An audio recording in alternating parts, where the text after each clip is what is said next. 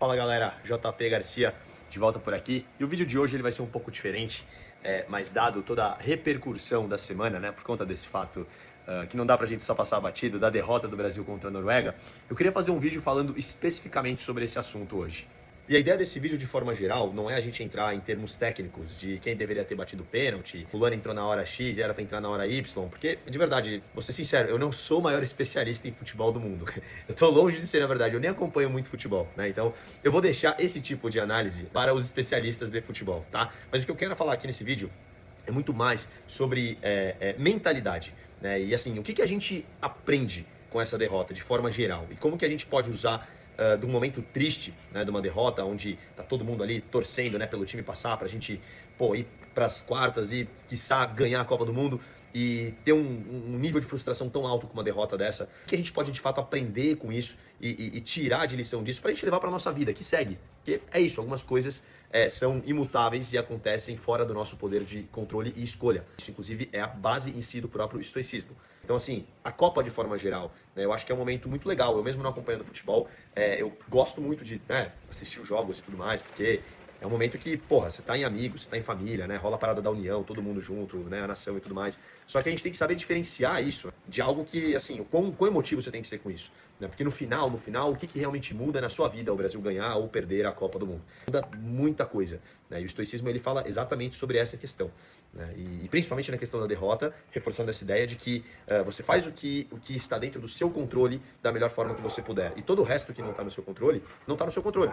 Então, não tem por que você demasiadamente também se emocionar ou ficar cativo por algo que você, literalmente, não consegue mudar. De forma geral, eu acho que essa é, assim, basicamente a primeira mensagem, né, que eu queria trazer nesse vídeo em relação à parte do estoicismo.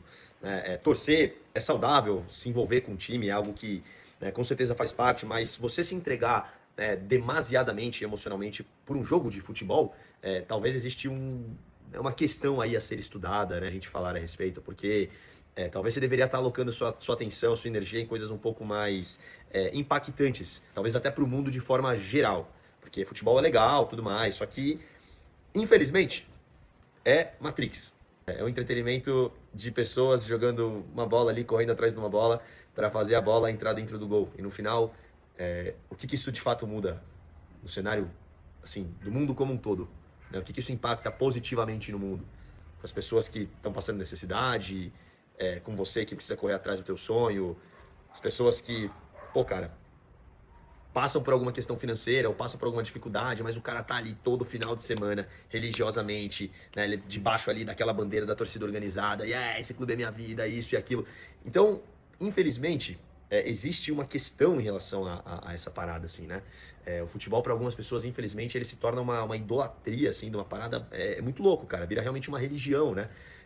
Mas uma religião que, o próprio termo religião em si vem de religare, né, reconectar com os planos superiores, e futebol ele te reconecta com o que, de fato? Então, eu acho que essa crítica ela tem que ser pontuada, né? Porque é isso, eu não sou, né, o moralista que, você não pode ver futebol, você não pode fazer isso, você pode... Não, tá tudo certo, você faz o que você quiser, você vê seu joguinho aí, a Copa do Mundo, a maior resenha, todo mundo junto pra ver jogo e tudo mais. Eu tô falando aqui mais do que isso da importância que se é dado para um tema de entretenimento. Era o entretenimento, que no final das contas não muda nada realmente na vida de ninguém. E a provocação que eu queria deixar, né, com essa mensagem como um todo, eu acho que vai muito nesse sentido. E por isso que eu queria trazer esse vídeo, porque nesse ponto da gente observar o que a gente pode adquirir, na verdade, dessa derrota, nesse ponto eu acho que tem muito que se conecta do que eu gosto de falar, que é muito ligado à mentalidade, né, à performance, a você ser melhor, a você buscar ser melhor de forma geral. Porque, assim, é isso, o jogo acabou e aí vida que segue. A gente volta porque tem que ser feito. Consistência no processo. É trabalhar, é bater meta, é montar planejamento, é labuta, é hustle, você tá aqui fazendo o que você tem que fazer. Né? Se no meio disso tem um momentinho ali, se o Brasil avançasse e tudo mais, ainda ia ter 3, 4 jogos que ia ter uma resenha, é legal. Mas acabou, tá tudo certo, vida que segue. Né? Vida que segue, vamos trabalhar, vamos produzir, vamos ser consistente, vamos criar hábito, vamos falar de coisa séria. Porque senão a gente acaba também ficando, sabe, muito tempo nessa, e aí, o Brasil perdeu aí, isso vai ser o tema da semana, né, se não do mês, e aí vai estendendo. Então, assim, cara, vida que segue. E uma provocação que eu queria deixar em relação a esse assunto, né, de muitas pessoas que, de fato, carregam uma carga emocional muito grande vendo o jogo e vendo o Brasil perder e tudo mais, principalmente por um histórico geral que o Brasil tem, né, a gente sabe do peso que tem a camisa do Brasil. Mas, assim, Essa mesma energia, se você estivesse colocando na sua vida, cara, a mesma energia do exemplo que eu usei do cara que é o torcedor fanático, que ele vai no estádio lá, ele fica debaixo da torcida organizada, se ele estivesse colocando essa mesma energia, no trabalho dele, nos planos dele, no sonho que ele quer construir, o que poderia estar acontecendo? O que poderia estar acontecendo? Porque o ser humano, ele é de fato uma fonte inesgotável de energia que vem de algo divino. Então, a gente, infelizmente, desperdiça essa energia com muitas coisas ligadas a, basicamente, essa matrix mesmo que a gente vive. Entretenimento, né, com a bobeira, com o TikTok, com o Instagram, com todas essas coisas aí, que no final não agregou em nada na sua vida, só tomou o seu tempo, só desperdiçou a sua energia vital, sua energia criativa, de você estar realmente produzindo, de você estar realmente pensando em como que eu vou alcançar meu sonho, como que eu vou me diferenciar, como que eu vou achar uma solução no mercado que eu estou atualmente para conseguir me destacar, para conseguir inovar, como que eu vou passar a minha mensagem de uma forma mais impactante. Infelizmente, a gente acaba desperdiçando muito dessa energia com coisas muito fúteis, né? Muito supérfluas. E eu falei sobre isso no outro vídeo. Tá tudo bem, porque isso é a Matrix, né? Isso é o plano que a gente está aqui e uma das nossas missões, eu diria, é despertar, entender isso e lutar diariamente contra essas provas, né? Contra essas questões aí que esse sistema ele coloca para travar o seu crescimento, travar o seu desenvolvimento pessoal de forma geral, eu diria. É algo muito maior do que a gente imagina, pensando como que a gente fica aqui preso nessa roda do rato, vivendo e você acorda e você vai trabalhar e você não aguenta mais trabalhar até sexta-feira, que você não vê a hora de chegar sexta pra você ir no barzinho, pra você ir na baladinha, encher a cara, gastar no combo lá o que você não tem, né? Pra chegar no domingo você tá depressivo, porque gastou o que não tinha, e na segunda você tem que trabalhar de novo e voltar pra esse loop e ficar preso nisso, cara. E aí como é que você sai? Como é que você sai disso? Né? Como? Uma das formas é você entendendo primeiramente, né? Porque o primeiro passo para qualquer mudança é o entendimento. É o entendimento do problema. Então, se você não acha que existe problema, consequentemente não tem como você mudar nada na sua vida. Mas o primeiro passo é esse. Uma vez que você entendeu que existe um problema, opa, peraí, alguma coisa está errado, cara. Coisa não está acontecendo na minha vida, eu estou preso em coisas que eu sei que eu preciso mudar. Então, uma vez que você conseguiu entender isso, como que você se desvincula disso? Basicamente, realocando essa sua energia em coisas que são produtivas, coisas que realmente vão te trazer algum benefício. E eu vi recentemente um vídeo de um cara, né, que fala muito sobre mindset também, de forma geral, falando sobre isso. No dia que você acorda, você tem a escolha. Você pode optar pela dor do arrependimento ou pela dor da disciplina. E essa escolha, ela é unicamente sua, cara. De mais ninguém. Então, todo dia a gente acorda com isso. E na grande maioria das vezes, a gente, infelizmente, escolhe pela dor do arrependimento.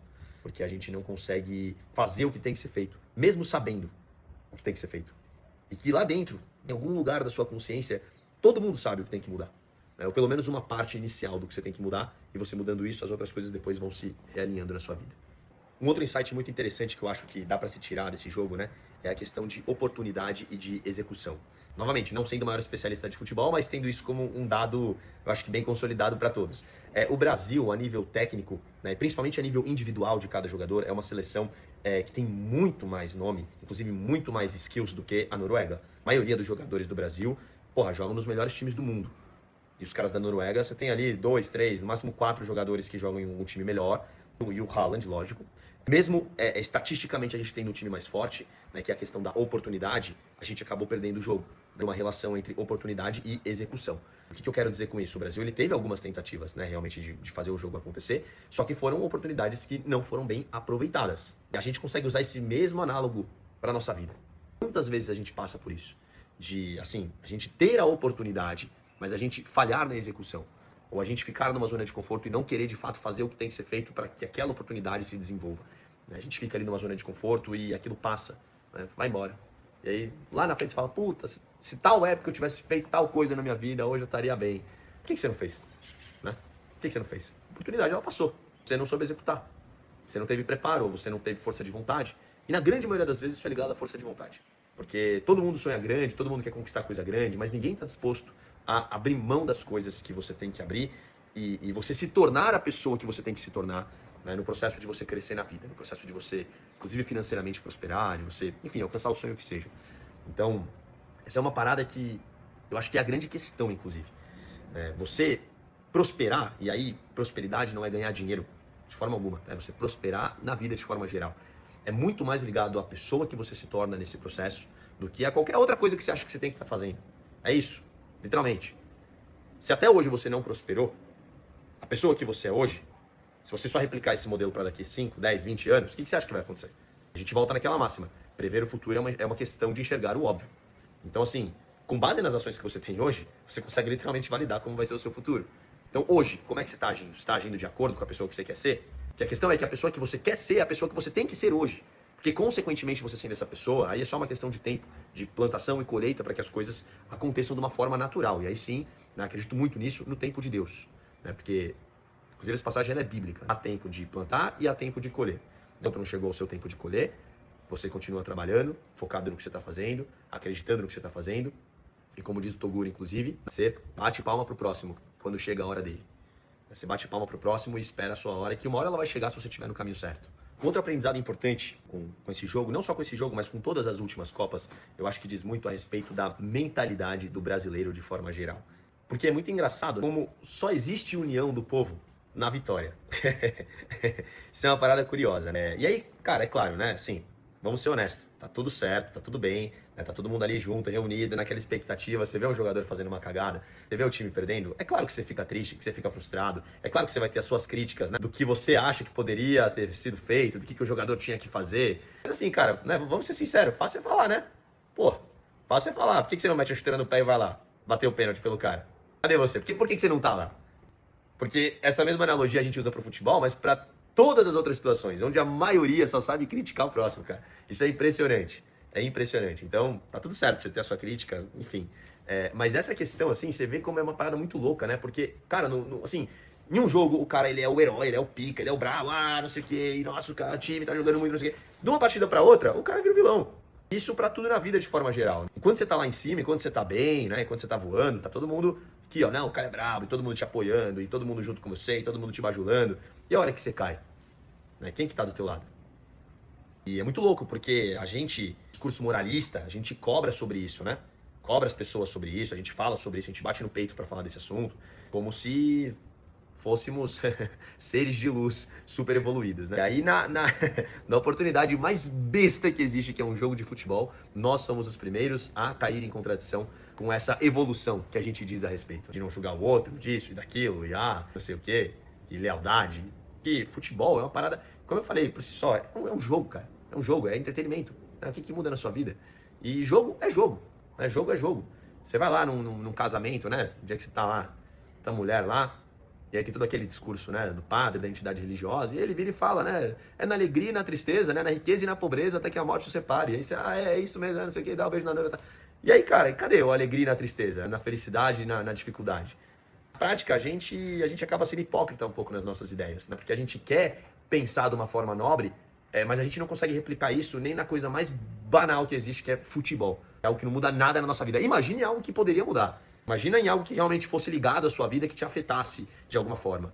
Então, isso, infelizmente, é um reflexo que diz muito sobre a nação como um todo. Inclusive, diz muito sobre o que a gente passa no cenário político, no cenário social, né, em todas as dificuldades que o Brasil enfrenta aí ao longo de infinitos anos, digamos. Porque é isso, né? O povo é unido, o povo é amigo enquanto tá tudo bem. Na hora que as coisas dão uma balançada, digamos, é aí que você vê quem realmente tá junto. E aí eu queria usar como exemplo, eu sei que é uma comparação que ela tem as suas diferenças, lógico, né? O Brasil, é óbvio que existe uma expectativa do povo brasileiro muito maior em relação a uma vitória da Copa, por uma questão histórica, né, realmente, porque nós somos os maiores do mundo até hoje, né, no caso. Mas ainda assim, não por isso eu acho que não caberia essa análise e essa aula, na verdade, em relação à união, que é o que aconteceu, por exemplo, com a seleção do Cabo Verde. Com a seleção do Cabo Verde, com a seleção do Paraguai, e de forma geral, com as seleções pequenas que vão para a Copa. Porque qualquer seleção pequena que nunca ganhou uma Copa, e o time tá ali realmente apoiando a seleção, eles estão ali apoiando a seleção. Eles estão ali apoiando a nação deles, independente do resultado. É isso, é na alegria e na tristeza. E na maioria das vezes eles já sabem que vai ser na tristeza. E ainda assim eles estão lá, e eles apoiam o time, e eles vão até o final com o time perde, e a torcida é a primeira que consola o time, e dá essa moral, dá essa mentalidade, dá esse suporte. Que é totalmente o contrário do que a gente vê no Brasil, infelizmente, acontecendo. E aí, lógico, como eu falei, existe uma frustração maior, dado todo um cenário histórico? Claro que sim, lógico que sim. Mas eu ainda assim não vejo isso como uma desculpa, né? Uma premissa para você sair apontando o dedo, para você sair, né? O cara que no último jogo, literalmente, deu assistência pro Martinelli fazer o gol da vitória, foi o cara que errou o último pênalti, aí no último jogo o cara era o bravo, que não sei o que deu assistência, nesse ele errou o pênalti e agora ele é o pior jogador do mundo. Cara, as coisas não são assim. A gente leva as coisas muito a um extremo nesse sentido, né?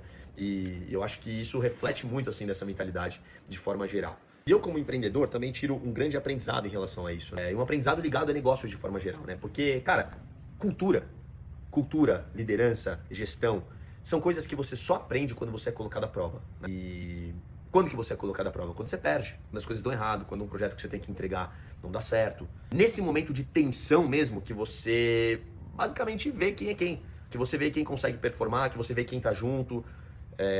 Infelizmente, na grande maioria das vezes, o que a gente vê é que a maioria se comporta de uma forma muito ruim, muito negativa, né?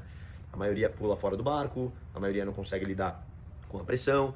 Você tem lideranças que fazem layoff e demitem uma boa parte da empresa, quando a empresa está passando por alguma, né, questão um pouco mais complicada.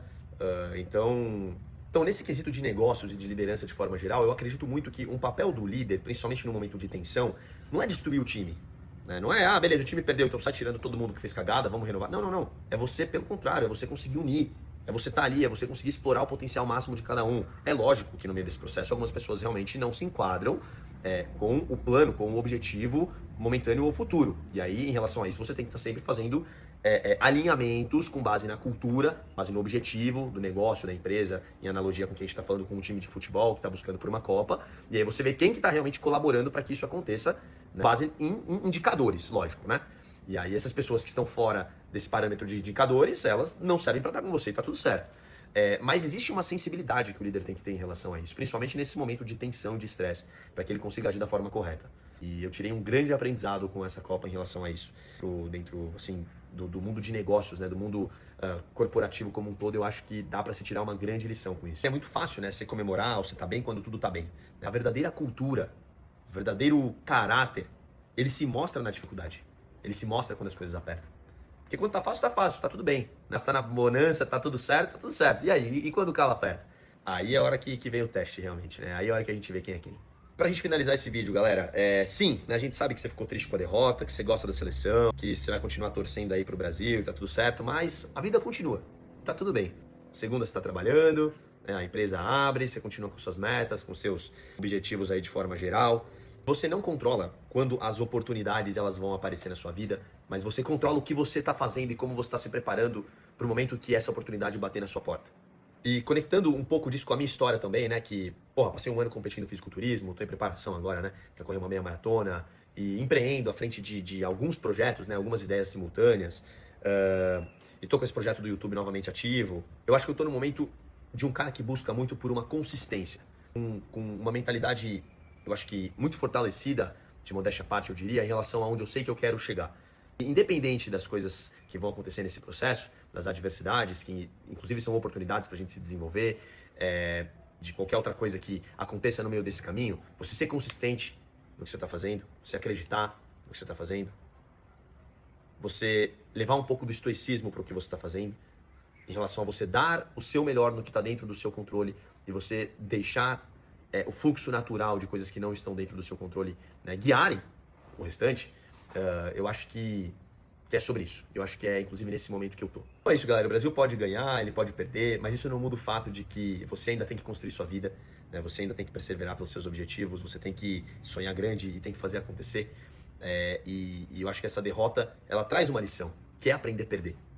Então, todo vitorioso, todo mundo que ganha, em algum momento da vida, esse cara perdeu muitas vezes antes de ganhar, né? Então, que assim nós possamos ser e pensar. Um bebê, para ele aprender a andar, ele cai infinitas vezes. E se em algum momento da queda ele se revoltar e não querer levantar e andar, ele simplesmente nunca vai aprender a andar. Então, toda derrota te coloca mais próximo de uma vitória. Se você perseverar, se você trabalhar duro, se você ser consistente nos seus objetivos e se você executar e aproveitar aquela oportunidade da forma correta. É isso aí. Espero que essa mensagem tenha feito sentido. E te vejo no próximo vídeo. Valeu.